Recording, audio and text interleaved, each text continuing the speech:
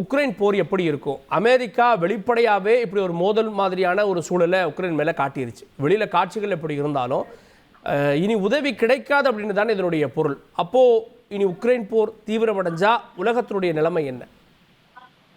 முதல்ல இதனுடைய பேக்ரவுண்டை நம்ம புரிஞ்சுக்கணும். நேற்று நடந்தது ரொம்ப ஒரு ஒரு கேவலமான ஒரு நிகழ்வாகத்தான் நான் பார்க்குறேன். அதுவும் ஒரு அமெரிக்க ஜனாதிபதியும் துணை ஜனாதிபதியும் இந்த மாதிரி அவர்கள் நாட்டிற்கு வந்திருக்கிற ஒரு வெளிநாட்டினுடைய ஒரு தலைவரை இந்த மாதிரி பேசுறதுங்கிறது இதுவரைக்கும் சரித்திரத்துல யாருமே பார்த்தது இல்லை. அதுவும் இதெல்லாம் பல முறை கடுமையான பேச்சுக்கள்லாம் நடக்கும். கேமரா இருக்காது, கேமரா பின் இந்த மாதிரி பேச்சுவார்த்தைகள் நடக்கும். அது பல முறை எல்லாரும் சொல்லி இருக்கிறாங்க. உலக தலைவர்களே பல முறை அவங்க பயோகிராஃபியில எழுதுவாங்க, 30 வருஷம் முன்னாடி இந்த மாதிரி சத்தம் போட்டாரு, அதெல்லாம் வரும். பட் இந்த மாதிரி ஒரு உலக மீடியாவுக்கு முன்பு இவ்வாறு பேசியது ஜெலன்ஸ்கி தப்பா எதுவுமே கேட்கல. அவர் என்ன சொன்னாரு, நாங்க 3-4 முறை புட்டினை நம்பி நாங்கள் ஏமாந்து இருக்கிறோம். அத நீங்க இந்த வாட்டி நீங்க சொல்றீங்க ஒரு ஒரு டீல், பீஸ் டீல் நெகோசியேட் பண்ணிக்கலாம் அப்படின்ட்டு. என்ன உத்தரவாதம் நீங்க கொடுப்பீங்க? இது அவர் திருப்பியும் அதை மீறினாக்க நீங்க என்ன பண்ணுவீங்க? இதை விட எப்படி நியாயமா ஒண்ணு கேட்க முடியும்? இப்போ அவர் என்ன சொல்றாரு, முதல்ல யுக்ரைன் செய்த தவறு 1994 யுக்ரைன் பழைய சோவியத் யூனியன்ல ஒரு அங்கம் வகித்த நாடு. அவர்களிடம் அணு ஆயுதங்கள் இருந்தது. 1994ஆம் ஆண்டு அமெரிக்கா, ரஷ்யா, யூகே, பிரான்ஸ் போய் ஒரு அஷூரன்ஸ் கொடுக்குறாங்க, நீங்க உங்கள் அணு ஆயுதத்தை ரஷ்யாவிடம் கொடுத்து விடுங்கள், நாங்கள் உங்களுடைய செக்யூரிட்டிக்கு நாங்கள் உத்தரவாதம் தருகிறோம். இதை ஏற்றுக்கொண்டு யுக்ரைன் தன்னுடைய இன்னைக்கு யுக்ரைன் ஒரு நியூக்ளியர் பவரா இருந்ததுன்னா இந்த நிலைமையே நடந்திருக்காது. ஆனால் இவர்களை நம்பி அவர்கள் மோசம் போனார்கள். அது அமெரிக்கா மட்டும், ரஷ்யா அப்ப புட்டின் கிடையாது, போரிஸ் எல்சின் இருந்தாரு. அவர்களை எல்லாம் நம்பி யுக்ரைன் தன் அணு ஆயுதங்களை ஒப்படைக்கிறார்.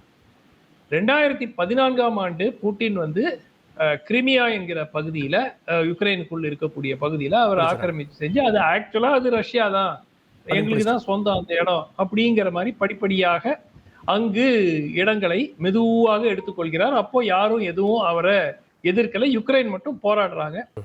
3 ஒப்பந்தங்கள், மின்ஸ்க் ஒப்பந்தங்கள் என்ற பெயரில் ஒப்பந்தங்கள் கையெழுத்தாகுது.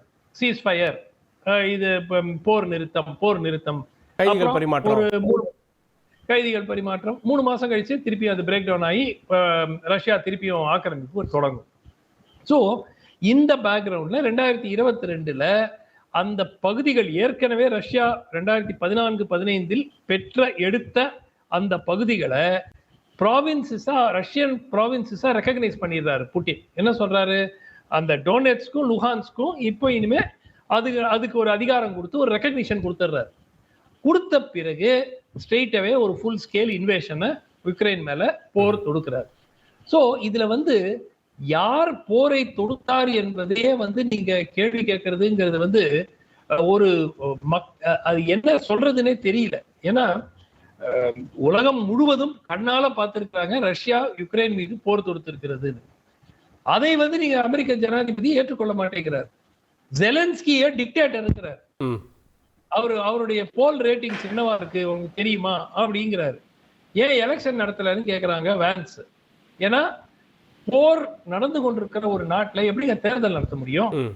சோ இது ஒரு ஒரு அமெரிக்கா புட்டின் ட்ரம்ப் மீது ஏதோ ஒரு அழுத்தம் வைத்திருக்கிறார். அது என்னங்கிறது இது வரைக்கும் உலகத்துல யாருக்குமே ஒன்னும் உறுதியாக தெரியவில்லை. ஆனால் நேற்று ரஷ்யா பேச வேண்டிய விஷயங்களை எல்லாம் அமெரிக்கா பேசியது. ரஷ்யாவுக்கு பதிலா அமெரிக்கா என்ன சொல்லி இருக்கணும்? இப்போ பீஸ் டீல் அப்படிங்கிறாங்க இல்லையா? பீஸ் டீல்னா என்ன? ஒரு அமைதி பேச்சுவார்த்தை. நான் 2 விஷயங்களை விட்டு கொடுப்பேன், நீங்க 2 விஷயங்களை விட்டு கொடுப்பீங்க, அப்போ ஒரு சமரசத்துக்கு வருவோம். கரெக்டா? ஆனால் இங்க அமெரிக்கா என்ன சொல்கிறது? யுக்ரைன் இழந்த பகுதிகளை புட்டின் வைத்துக் கொள்ளட்டும், ரஷ்யா வைத்துக் கொள்ளட்டும், ஒன்று. 2வது, யுக்ரைன் நேட்டோவில் அங்கம் வகிக்காது என்ற உத்தரவாதம் கொடுக்கட்டும். ரைட்டா? இப்போ செக்யூரிட்டி கேரண்டியும் நாங்க கொடுக்க முடியாது. அப்படின்னா அதுக்கு பேரு வந்து பீஸ் டீல் கிடையாது, அதுக்கு பேரு சரண்டர். நீங்கள் இழந்த நிலத்தை விட்டுடுங்க. அவர் எடுத்துக்கிட்டு தான் ட்ரம்ப் அந்த பேச்சுவார்த்தையின் போது அவர் மீடியா கான்ஃபரன்ஸ்ல 3 நாட்களுக்கு முன்பு அவர் சொல்றாரு, ரஷ்யா கடுமையாக அந்த இடத்துக்கெல்லாம் போராடி இருக்காங்க, அவங்களும் நிறைய பேர் இழந்திருக்கிறாங்க ராணுவ வீரர்களை, அதனால அவங்களுக்கு அந்த இடம் இருக்கட்டுமேங்கிற மாதிரி பேசுறாரு. சோ இது வந்து எப்படி ஒரு தீர்வா, எந்த ஒரு நாடு ஒரு மானமுள்ள நாடு எப்படி இதை ஏற்றுக்கொள்ள முடியும்? சரி, கேட்போம். நம்முடைய அரசியல் விமர்சகர் திரு ஸ்ரீராம் சேஷாத்ரி அவர்கள் நிகழ்ச்சிக்கு அவரை வரவேற்கிறேன். நான் திரு பொன்ராஜ் அவர்கள்ட்ட, ட்ரம்ப்புடைய நடவடிக்கை உலகம் ஃபுல்லாக நான் அமைதியை கொண்டு வரணும், இன்னொரு நாட்டு போரில் ஏன் என்னுடைய பணத்தை செலவு பண்ணணும் அப்படின்னு சொல்லி தான் தேர்தலில் அவர் எதிர்கொண்டார். இப்போ ட்ரம்ப்புடைய நடவடிக்கைக்கு அமெரிக்க மக்கள்கிட்டயே ஒரு ஏற்பு இருக்கு அப்படின்னு தானே பார்க்கணும். அது ட்ரம்ப் வந்து இன்றைக்கு வெற்றி பெற்றது அந்த அவருடைய பாலிசியை வச்சுதான் இன்றைக்கு வந்து வெற்றி பெற்று வந்திருக்கிறார். அவருடைய அக்ரெசிவ் ஃபாரின் பாலிசி ஸ்டான்ஸ் வந்து அதுதான் அவருடைய தேசிய கொள்கைவாதமாக மக்கள் மத்தியிலே வைக்கப்பட்டது. அது வந்து ஒரு அன்பிரடிக்டபிள் டிப்ளமேட்டிக் அப்ரோச்சா தான் இருந்திருக்கு இது வரைக்கும். அவருடைய 2017 to 2021 வரைக்கும் ஒரு ஜியோ பொலிட்டிக்கல் ஃபேக்டர்ஸ் வந்து அவரது ஸ்டான்ஸை வந்து தெளிவாக காண்பித்திருக்கிறது. நீங்க பாத்தீங்க அப்படின்னா எப்படி ஒரு இந்த தேர்ட் வேர்ல்டு வார் வரும் என்ற ஒரு பர்செப்ஷன் ட்ரம்ப் வந்து 2வது முறையாக அமெரிக்க ஜனாதிபதி ஆன பிறகு வந்திருக்கு அப்படின்னா அவருடைய அமெரிக்கா ஃபர்ஸ்ட் பாலிசி இது வந்து எந்த டிப்ளமேட்டிக் நாம்ஸையும் அவங்க மதிக்க மாட்டாங்க, ஒரு அலையன்சஸ மதிக்க மாட்டாங்க, ஒரு குளோபல் ஸ்டெபிலிட்டியை வந்து ஒரு அன்சர்டனா மாத்திட்டாங்க. அதாவது ஒரு குளோபலா இருக்கக்கூடிய ஒரு ஸ்டெபிலிட்டி தன்மை, நிலைத்த தன்மையை ஒரு அன்ஸ்டேபிளான அன்சர்டைன் தன்மையாக மாற்றியதுதான் ட்ரம்பினுடைய ஆக்டிவிட்டி. அப்ப அந்த ஒரு திடீர் என்று அவர் எடுக்கக்கூடிய முடிவுகள் இது வந்து ஒரு இன்டர்நேஷனல் அக்ரிமெண்ட்ல இருந்து வெளியே வர்றது, அப்புறம் டைரக்ட் கான்ஃபரன்டேஷன், இதெல்லாம் வந்து ஒரு கான்ஃபிளிக்டை உருவாக்குவதற்கு இந்த 3ஆம் உலக போரை வந்து விடுமோ என்ற ஒரு அச்சத்தை தோற்றுவிப்பதற்கு அவரது ட்ரம்பினுடைய நடவடிக்கைகள் இருக்கு. ஆனா இதுல வந்து நீங்க பாத்தீங்க அப்படின்னா சைனாவுக்கும் ரஷ்யாவுக்கும் இடையிலான யுஎஸ்னுடைய அப்ரோச், அப்புறம் வந்து நீங்க அப்புறம் மிடில் ஈஸ்ட் கான்ஃபிளிக்ட் அது எப்படி ஹேண்டில் பண்றாங்க.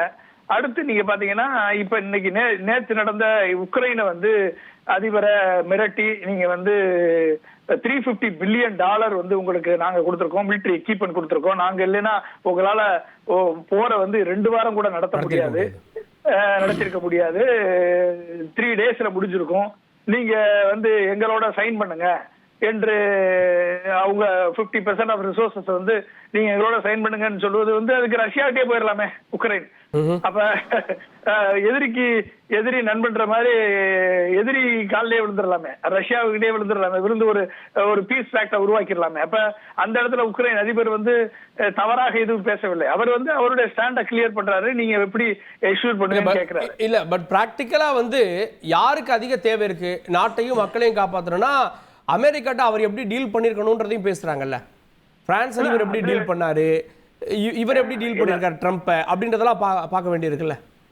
இல்ல ட்ரம்ப்பை டீல் பண்ணுங்கன்னா நீங்க வந்து ட்ரம்பினுடைய ஒட்டுமொத்தமான அந்த சர்வாதிகாரத்தினுடைய தன்மைக்கு நீங்க அடிபணிந்து போனீங்க அப்படின்னா அது வந்து நாட்டோ நாடுகளுக்கோ இல்ல வந்து அமெரிக்காவினுடைய ஒட்டுமொத்த வல்லாதிக்கத்திற்கு நீங்க அடிபணிந்து போனதாகத்தான் அர்த்தம். அவர் அங்க ஃபெயிலியர் ஆயிடுவாரு, உக்ரைன்ல ஃபெயிலியர் ஆயிடுவாரு.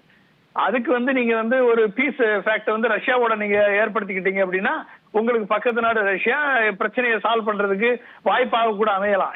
இப்ப அமெரிக்காவுடைய மிரட்டல் உக்ரைனிய ரஷ்யாவுமே வந்து ஒரு அண்டர்ஸ்டாண்டிங் கொண்டு வருமா என்றது வந்து ஜியோ பொலிட்டிக்கல் சினாரியோவை பொறுத்து தான் நம்ம வந்து முடிவெடுக்க முடியும். இப்ப நாட்டோ அலையன்ஸ் இருக்கு, நாட்டோவுடைய டோட்டல் அலையன்ஸ் வந்து ட்ரம்ப் வந்து வித்ரா பண்ணிட்டாரு. அப்ப நாட்டோட ரிலவன்ஸே கொஸ்டின் பண்ணாரு, அதனுடைய கமிட்மெண்ட்ஸ் வந்து நாட்டோ அலையன்ஸுக்கு யுஎஸ் கமிட்மெண்ட்ஸ் வந்து வீக்கன் பண்ணிட்டாரு. அப்ப இந்த global collective security mechanism through NATO alliance வந்து நவ் இட் இஸ் ரெடியூஸ்ட். அப்ப எந்த கான்ஃபிளிக்ட் இல்லாதப்பயே இதை வந்து பண்ணும்போதும் யுஎஸ் நார்த் கொரியா ரிலேஷன்ஸ் வந்து இதுக்கு ரிலேஷன்ஸ் வலுப்படுவது வந்து ஒரு குளோபல் இன்செக்யூரிட்டிக்கு கொண்டு போய் சேர்க்குமோ என்ற பயம் ஏற்பட்டிருக்கு. அப்ப பிரசிடென்ட் ஆன பிறகு, ட்ரம்ப் வந்து பிரசிடென்ட் ஆன பிறகு ஜியோ பொலிட்டிக்கல் சேஞ்சஸ் என்ன நடக்குது? அப்ப rise of nationalism and protectionism. அப்ப ட்ரம்ப்னுடைய பிரசிடென்சி வந்து குளோபல் ட்ரெண்ட் டுவர்ட்ஸ் நேஷனலிசம். அப்ப நேஷனலிசம், தேசியவாதத்துக்கு ஒரு குளோபல் ட்ரெண்டை ட்ரம்ப் உருவாக்கி இருக்காரு. செய்திகளை உடனுக்குடன் தெரிந்து கொள்ள உடனே சப்ஸ்கிரைப் பண்ணுங்க.